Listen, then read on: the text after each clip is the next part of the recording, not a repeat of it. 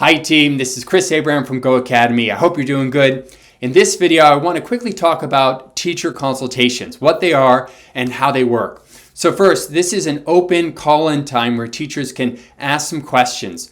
Questions like when to test, what test I should take, how's the class structured. It's a great time to get those questions answered. It's also a time where you can call in, maybe you need help creating an action plan or going through scores. Usually they're 5 to 10 minutes long and they're all done over the phone. So if you have a question, you just call GOHacademy, call 617-669-4481.